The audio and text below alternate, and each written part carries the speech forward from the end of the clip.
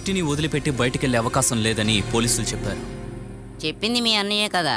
ఏదన్నా బస్సులోనో ట్రైన్లోనో వెళ్ళుంటే ఎలా కనిపెడతారు? అది ఈ సిటీలో జనం అటు ఇటు తిరుగుతున్న ప్రదేశాల్లో ఒక తల్లి బిడ్డను ఎలా కనిపెట్టగలమని మీ పోలీసులు అనుకుంటున్నారు? అలాంటి సౌకర్యాలు పోలీస్ డిపార్ట్మెంట్లో ఉన్నాయమ్మా. పోలీస్ కుక్కల్ని తీసుకొస్తే వాసన చూసైనా పట్టుకుంటాయి. వాళ్ళు కనిపించకుండా పోయి ఒక రోజు అయింది. బంధువులింటికి ఫ్రెండ్స్ ఇంటికి వెళ్ళలేదని తెలుసు. ఇక ఇప్పుడు తనకేమైనా ప్రమాదం కలిగుంటే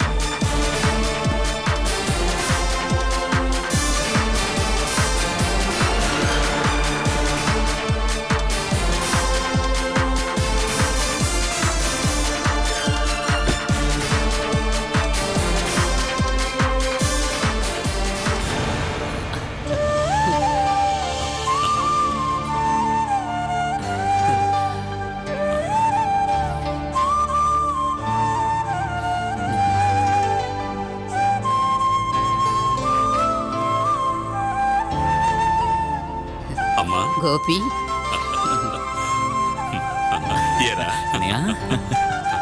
ఏంటన్నయ్య రోజు రోజుకి నీ వయసు తగ్గిపోతుంది. ఇప్పుడెవరైనా చూస్తే నన్ను అన్నయ్య అంటారు. అన్నేవరా? ఏంటమ్మా నువ్వేమైనా దిగులు పడతావా? ప్రీతికి దిగులు ఉండొచ్చేమో కదా. నాకు ఇక్కడికి ట్రాన్స్ఫర్ అయ్యాక సినిమాల్లో ఛాన్సులు వస్తూ ఉన్నాయి. అదే గ్లామర్ రహస్యం. అబ్బో, అయితే మన కుటుంబంలో కూడా ఒక సినిమా స్టార్ ఉన్నారన్నమాట. రే, ఇప్పుడు రంగనాథ్ వేసే పోలీస్ క్యారెక్టర్లు వేయడానికి ఎవరూ లేరుగా. ఆ పాత్రలు వేయొచ్చు కదా. వేయచ్చు. సినిమాలో ఏదో చిన్న చిన్న వేషాలు వేసినందుకే ఈ బిల్డప్. అందుకే నీకు ఛాన్స్ దొరకలేదు. పోరా. సినిమా కథలు చెప్పడానికా వీడిని ఇక్కడికి పిలిపించింది? అది కాదు, సిచ్యువేషన్ కూల్ చేద్దామని అలా మాట్లాడాను. లోపలికి రా. రానియా.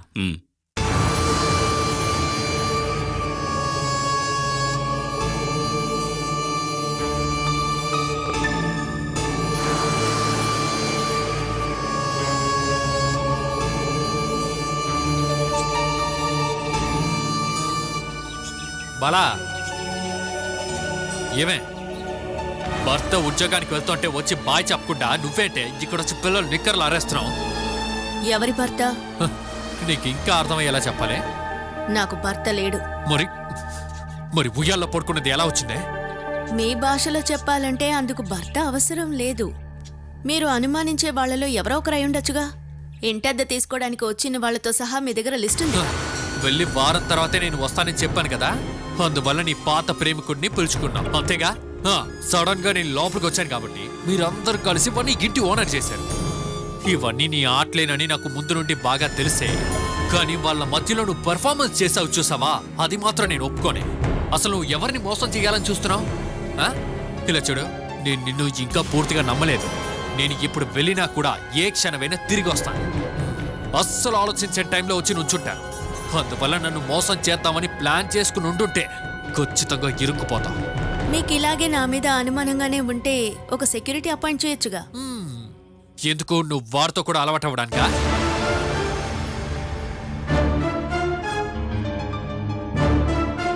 ఎవ్వడు వద్దే. నీ దొంగతనాన్ని కనపడటానికి నేను చాలే.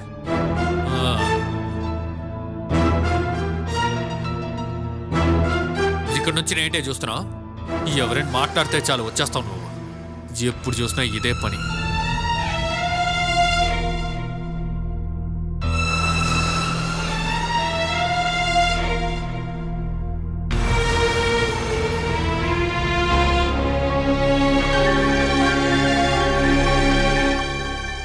బాలా, నువ్వు అనుకుంటున్నట్టుగా వేణు క్రిమినల్ అనే నాకు అనిపించడం లేదు. నువ్వు గమనించలేదా? ఆయన ఇలా చేయడం అంతా కేవలం అనుమానం వల్లే. ఆయనకున్నదంతా అనుమానం మాత్రమే. అవును, వేణుగోపాల్ ఒక పేషెంట్. భార్యని పూర్తిగా అనుమానించి అలాగే భార్యని చిత్రహింసలు పెట్టే ఒక మనోరోగి. అతనితో జీవించడం కంటే మరణమే నయమని వేణుగోపాల్ని చూసిన డాక్టర్ అన్నాడు అన్నయ్యతో. ఇక్కడ అందరికీ అది తెలుసు. అన్నీ తెలిసేగా అందరూ కలిసి నన్ను ఈ పిచ్చోడితో బతకమని అంటున్నారు. ఆ చిత్రహింసలు భరించడం నాకిప్పుడు అలవాటయింది. ఇక నేను అతన్ని వదలను, నాతో తీసుకువెళతాను. నా కళ్ళ ముందే అతను చిత్రహింసలు పడి చనిపోవడం నేను చూస్తాను. బాలా, నేను వెళ్ళొస్తాను. జాగ్రత్తగా ఉండు, ఎప్పుడైనా వస్తాను.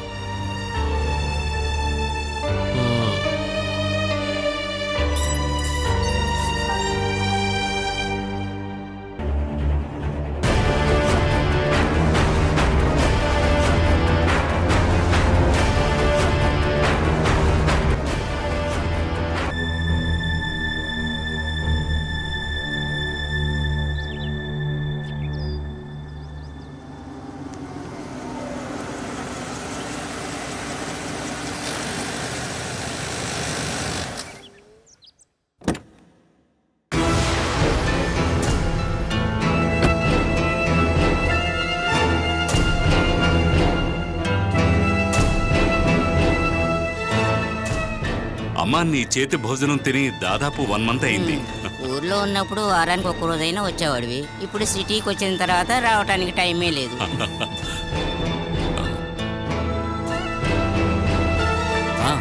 సూరజ్ వచ్చేసావా? రా.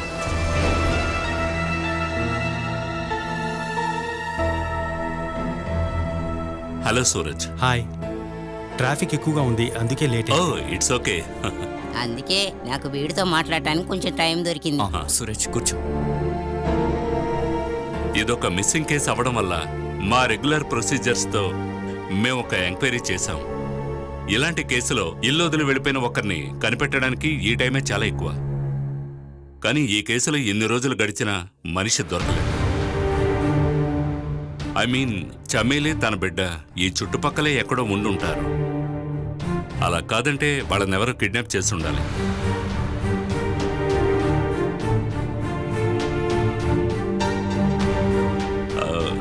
ఇంతవరకు కృష్ణ చెప్పాడని నేను పర్సనల్ ఇంట్రెస్ట్తో ఎంక్వైరీ చేశాను. ఇకపై అలా కాదు. డిపార్ట్మెంట్ ఫెసిలిటీస్ని ఇంకా కొంచెం యూజ్ చేసి ఎంక్వైరీ కొంచెం లోతుగా చేయాల్సి ఉంటుంది. దానికి నేనేం చేయాలి? చమేలి తన బిడ్డ ఎందుకు ఇక్కడికొచ్చి ఉన్నారనే ప్రశ్న తలెత్తుతుంది. దానికి జవాబుగా పోయిన వారం మీరు కూడా ఇక్కడే ఉన్నారు అని తెలియజేసే ఎవిడెన్స్ క్రియేట్ చేయాలి. ఆ తర్వాత మీరందరూ కలిసి జాయింట్గా కమిషనర్కి ఓ కంప్లైంట్ ఇవ్వాలి. దాని తాలూకు కాపీని డివైఎస్పీకి నేను ఇస్తాను. ముందు ఆ పని చేయండి. ఆ తర్వాత మనం డీటెయిల్గా మాట్లాడుకుందాం. కాబట్టి చమేలి గురించి ఫుల్ డీటెయిల్స్ నాకు కావాలి. అందరినీ పోలీస్ స్టేషన్కి పిలిచి ఆ విషయం అందరికీ తెలిస్తే అప్పుడు బాగా ఇబ్బంది అయిపోతుంది. అలా అయితే మీటింగ్ మనం ఇక్కడే అరేంజ్ చేద్దాం. ఇక మీ వైపు నుంచి మీ అమ్మ నాన్నలు వస్తే చాలు. మనం ఎలాగో ఇక్కడే ఉంటాం కదా. ఒకవేళ అంతకు ముందే మనం వాళ్ళని కనిపెట్టామంటే ఇక ఏ ప్రాబ్లం ఉండదు.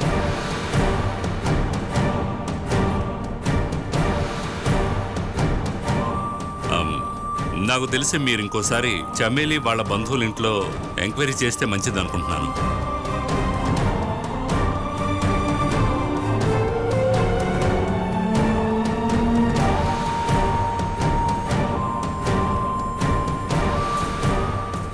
అయ్యో ఆశ, 3 లక్షల రూపాయల భాగంతో ఎంతసేపు మేనేజ్ చేయలేం.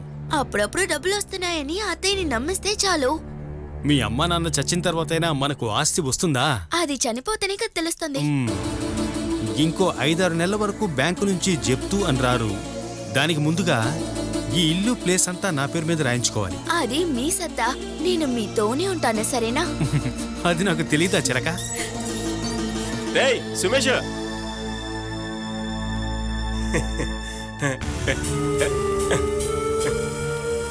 వచ్చేసారి తలనొప్పి. నా బంగారం, నువ్వేంటారు నన్ను విచిత్రంగా చూస్తున్నావు? రే, మనం తప్పించుకున్నావురా. ఏంటి, మీకు లాటరీ దొరికిందా? లాటరీ కొట్టాం, కానీ నాకు కాదు, వీడికి. నువ్వే కదా లాటరీయే. నీకు కట్న కానుకల కింద వీళ్ళ అమ్మా నాన్న 3 లక్షల రూపాయలు ఇచ్చారని నాకు తెలిసింది. ఓ, అది ఇంత త్వరగా తెలిసిందా? అత్తయ్య కాల్ చేసి చెప్పారు. అది వినగానే ఆయన ఇక్కడికి పరిగెత్తుకుంటూ వచ్చారు. వీడికి అనుకోకుండా 3 లక్షల రూపాయలు వస్తే మనం సంతోషించాలి కదా. ఈయన ఇంటికి వెళ్ళినప్పటి నుండి సంతోషంగానే లేరు. మేమున్న ఇంటి పక్కన కూడా పని దొరికేలా ఉండింది ఆయనకి. అంతలో ఈ విషయం తెలిసింది. పనొద్దు ఏమొద్దని ఇక్కడికి వచ్చారు ఈయన. అంతేకాకుండా దేవుడికి నేను పని చేసి చావడం అసలు ఇష్టం లేదనుకుంటా. అది వదిలే, నీ ఫ్యూచర్ ప్లాన్ ఏంట్రా? హలో, మీ ఏ ఫ్యూచర్ ప్లాన్స్ జరగవు. మా ఇంట్లో నుండి డబ్బులు రాగానే దయచేసి మీరు రాకండి. డబ్బులు ఇవ్వాలొస్తే రేపు పోతాయి. అలాంటిది ఆశ అన్నదమ్ముల అనుబంధం. మా అన్నదమ్ముల మధ్య ఉన్న ప్రేమ ఆప్యాయతలు ఎంత చెప్పినా నీకు అర్థం కాదు. ఎలాంటి ఒక ప్రేమ మీది? ఇలాంటి ఒక అన్నయ్యని నేను ఎప్పటికీ చూడలేదు. చాలా సెల్ఫిష్. మందో డబ్బులు మాత్రమే వీళ్ళ దేవుడు. అది లేనప్పుడు వీళ్ళు సైకోలు. నా తలరాత నేను ఇక్కడికి వచ్చి ఇరుక్కున్నాను. ఆశా, ఈ ఆడవాళ్ళు 1000 చెప్తారు.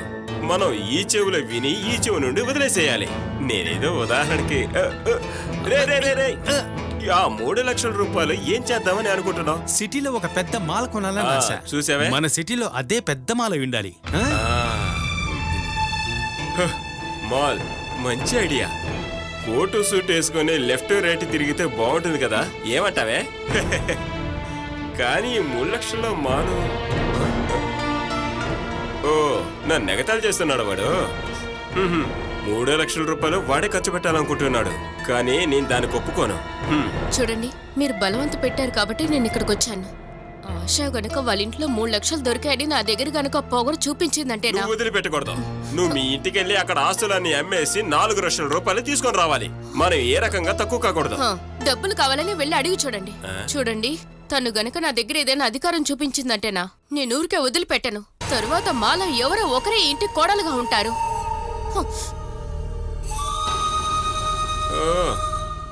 అయ్యయ్యో, ఏంటి దేవుడా, లోకం మొత్తం ప్రశాంతత లేదని తిరుగుతుంటే ఇక్కడ మాత్రం ఎప్పుడు యుద్ధం జరుగుతూనే ఉంటుంది. అయినా కూడా 3 లక్షల రూపాయలు.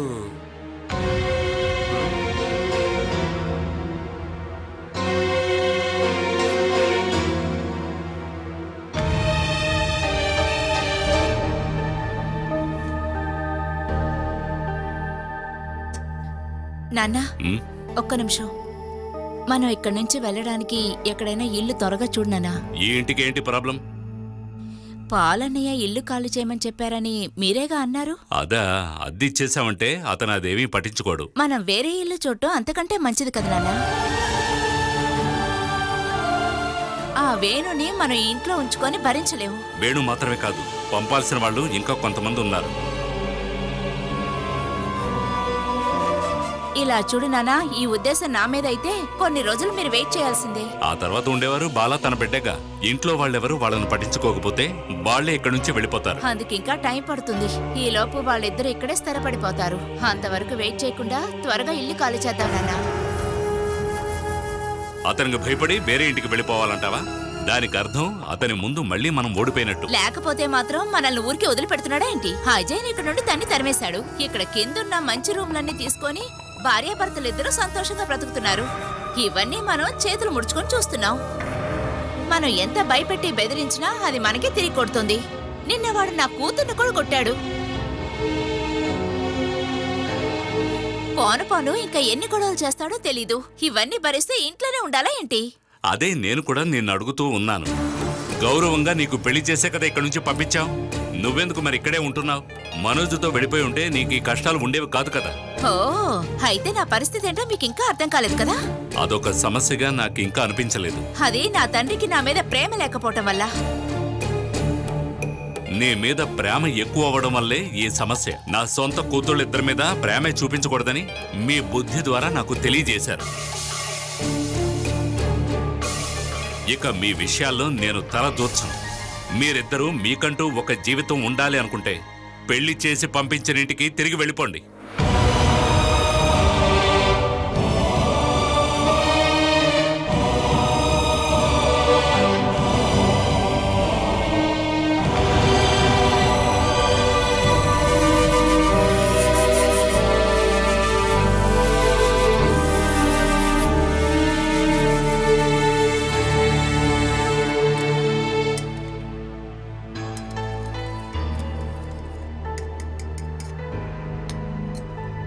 ఆశా, మీ నాన్నిచ్చిన డబ్బులతోనే బ్యాంకులో లోన్ కట్టారని విన్నాను. ఓ, ఈ ఇన్ఫర్మేషన్ అంతా వస్తుందా?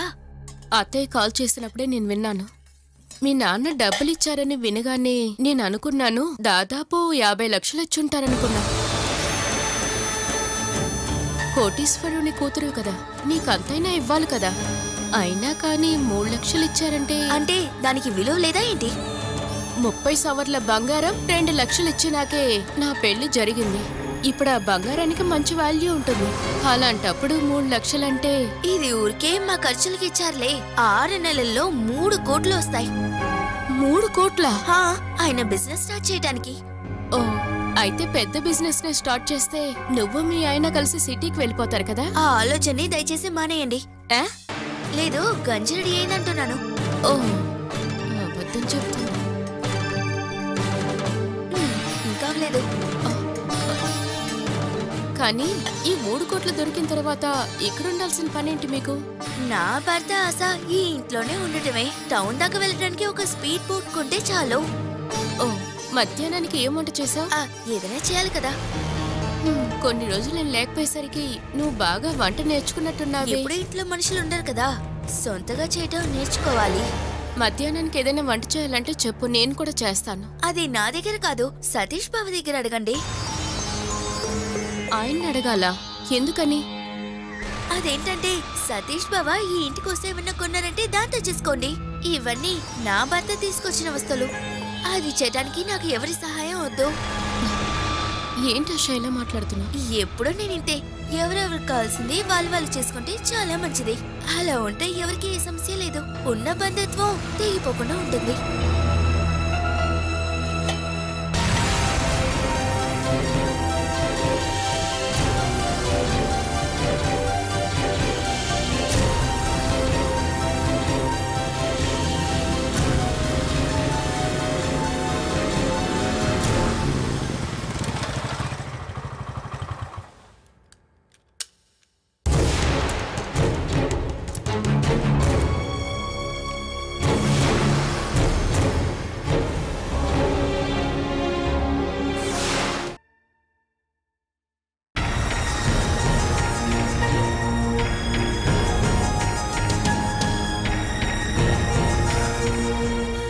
డివోర్స్ కావాలని చెప్పి జయ పంపించిన నోటీస్.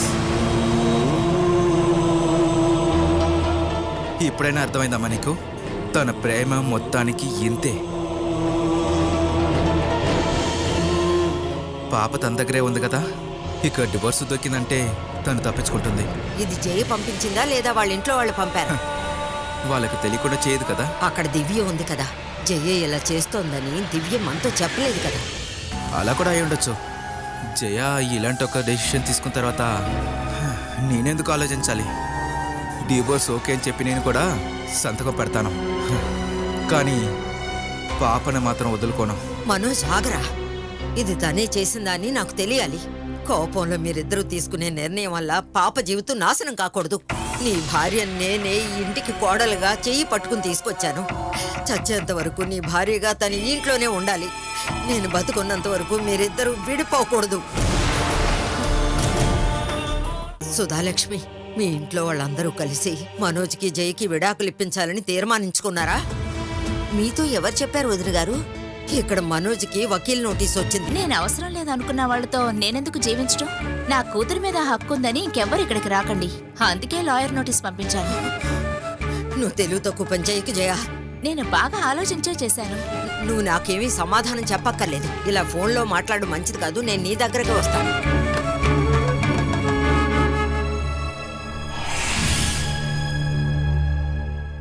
మీరెందుకు మా తన దగ్గర బతిమలాడుతున్నారు? తను ఏం కావాలో చేసుకోనివ్వండి. ఇలా మీరిద్దరూ పంతాలతో కాపురం కూల్చుకోవడం పద్ధతి కాదు మనోజ్. నేను ఇప్పుడే జయ వాళ్ళ ఇంటికి వెళ్తాను. ఈ సమస్య గురించి ఈ రోజే మాట్లాడకపోతే తర్వాత మీ ఇద్దరిని చేర్చడం చాలా కష్టం. అమ్మా, నువ్వు ఈ విషయం గురించి ఏం చెప్పక్కర్లేదు. ఇంత దూరం తీసుకురావడానికి కారణం నువ్వే. ఇక ఏం చేయాలో నాకు బాగా తెలుసు. నువ్వు నా మాట వింటే చాలు.